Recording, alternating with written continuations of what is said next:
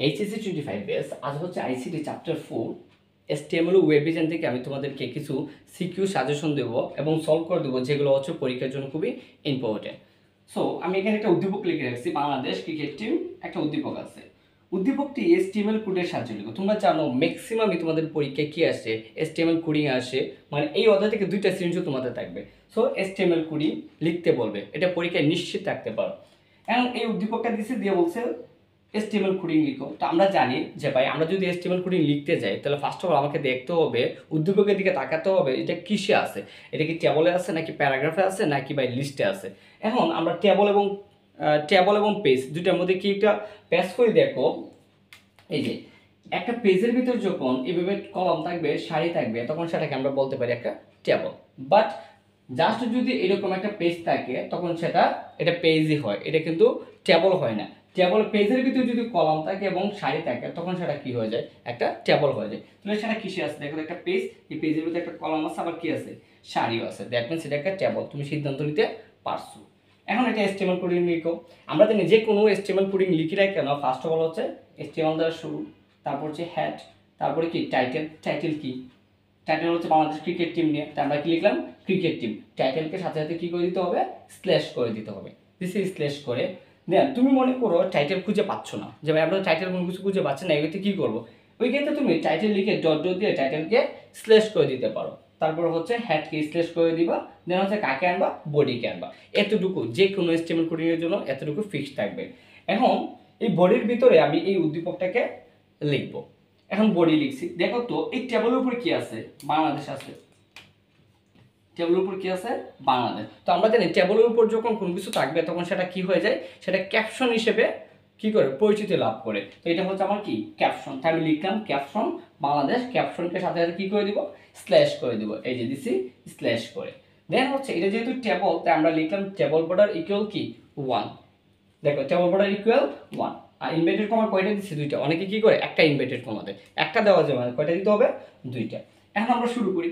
Cricket team, এই যে লেখাটা আছে, এই যে লেখাটা আছে ক্রিকেট টিম, এইটা আমরা জানি যে কোনো টেবিলের ভিতরে যে কোনো নতুন লাইন শুরু করে কি দিতে হয়, টিআর ট্যাগ ইউজ করতে হয়। দিলাম টিআর ট্যাগ। এখন এই যে ক্রিকেট টিম আছে এটা হচ্ছে একটা হেডলাইন, তাই কি দিছি, টিএইচ।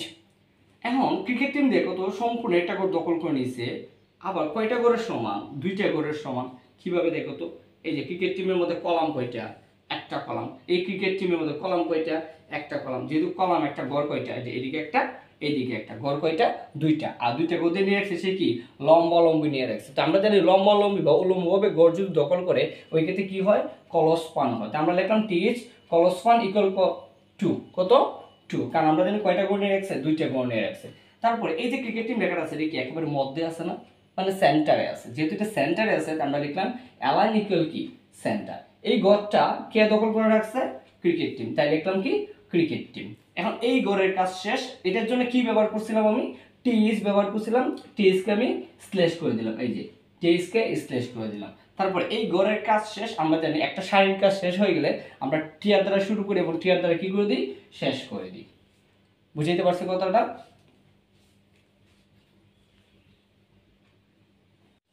দেখো আমরা একটু উপরের দিকে যাচ্ছি, এখান থেকে আমি এখানে লিখতেছি নেক্সট। এই লাইনের কাজ আমার শেষ। এখন দেখো সাকিব কত, 55 রান। সাকিবের রান হচ্ছে 55। এখন এটা তো হেডলাইন চলে গেছে, বাট এই যে সাকিব 55, তামিম, মেহেদি, এই যে এই গড়গুলো কিন্তু এখন কিসে আসে, সেলের মধ্যে আছে।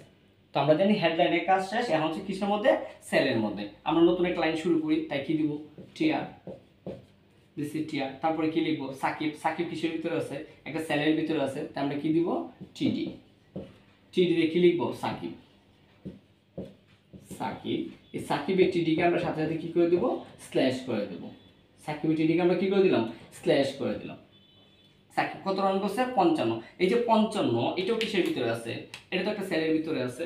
যেহেতু এটাও সেলের ভিতরে আছে আমরা এটার জন্য আবার কি দিব, টিডি দিব হচ্ছে টিডি। ওকে, টিডি কি লিখবো, 55, 55। এই 55 এর জন্য টিডি ব্যবহার করছিলাম, টিডিকে আমরা কি করে দেবো, স্ল্যাশ করে দেবো। দেখো সাকিব থেকে শুরু করছে এখান পর্যন্ত গেছে, কাজ কিন্তু একটা লাইনের কাজ শেষ, মানে একটা শারীরিক কাজ শেষ। যেহেতু একটা শারীরিক কাজ শেষ, আমরা কি দ্বারা শুরু করছিলাম, টিআর দ্বারা। ওটাকে আমরা শেষ করবো কি দ্বারা, টিআর দ্বারা শেষ করে দেবো। ওকে, তাহলে এই শাড়ির কাজ শেষ। আবার নেক্সট তামিম মেহেদি। এখানে একটা বিষয় খেয়াল করো তো, এই যে তামিম মেহেদি আছে, তামিম এবং মেহেদি আছে, তাদের রান কত? 72। দুইজনের রানই কিন্তু 72। এই যে 72 সেলটা আছে, সে কয়টা গোল নিয়ে রাখছে?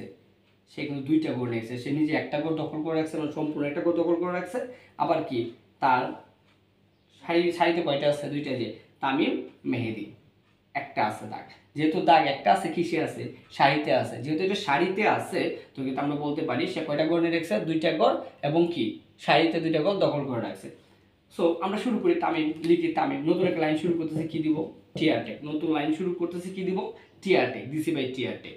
টিআর ট্যাগ দেওয়ার পর এখানে তামিম, তামিম সেলের ভিতরে আছে, তাই কি দিব? টিডি। ওকে, দিলাম টিডি বাই। টিডি দেওয়ার পর কি লিখবো? তামিম। লিখছি আমি তামিম। তামিমের টিডিকে আমরা কি করে দেবো? সাথে সাথে স্ল্যাশ করে দেবো। দিছি তামিমের টিডিকে স্ল্যাশ করে।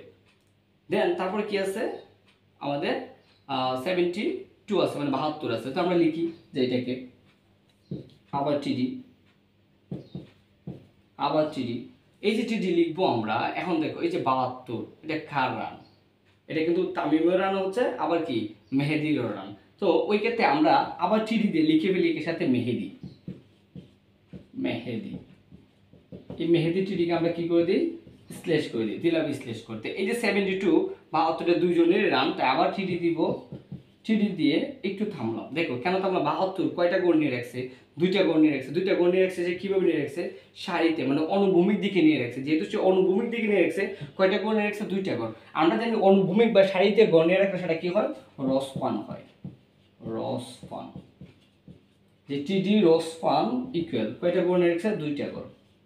2টা গোল। ওকে, 2টা গোল। এখন এই যে 2টা গোল নিয়ে রাখছে, কে নিয়ে রাখছে? 72। তো লিখবো হচ্ছে 72। এই 72 এর জন্য আমরা কি ব্যবহার করছিলাম? টিডি। তো টিডিকে আমরা কি করে দেবো? স্ল্যাশ করে দেবো। এই যে টিডি স্ল্যাশ গেল, টিডি স্ল্যাশ।